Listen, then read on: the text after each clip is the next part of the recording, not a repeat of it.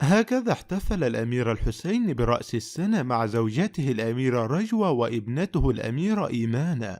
هنأ ولي العهد الأمير الحسين بن عبد الله الثاني بالعام الجديد، وفي مشهد عائلي حميم يفيض بالدفء والإنسانية شارك ولي العهد الأمير الحسين بن عبد الله الثاني متابعيها بصورة تجمعه بزوجته الأميرة رجوة الحسين وطفلتهما الأميرة إيمان، في لقطة بعيدة عن الرسميات وقريبة إلى القلب.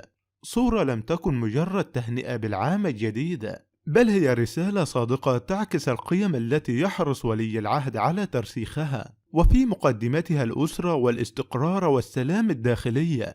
وقد هنأ ولي العهد متابعيه بالعام الجديد برسالة حب كبيرة قال فيها: مني ومن رجوة وصغيرتنا إيمان، أمنياتنا لكم بعام جديد مليء بالخير والسلام، وكل عام وأنتم بخير. وقد ظهر ولي العهد الحسين بإطلالة بسيطة وعصرية تعكس شخصيته القريبة من الناس، بينما بدت الأميرة رجوة بإطلالة ناعمة وهادئة تميزت بالأناقة الراقية دون تكلف، في انسجام واضح مع أجواء الصورة العائلية. أما الطفلة الأميرة إيمان فقد خطفت الأنظار بعفويتها وبراءتها لتكن محور اللحظة ونجمتها الأولى. الصورة التي تم التقاطها في أجواء منزلية هادئة عكست جانبا إنسانيا عميقا من حياة ولي العهد، أظهرت كيف يوازن بين مسؤولياته الوطنية الكبيرة ودوره كزوج وأب. وتحمل هذه اللقطة العائلية دلالات رمزية مهمة، فهي تؤكد أن القيادة الحقيقية تنطلق من الاستقرار الأسري.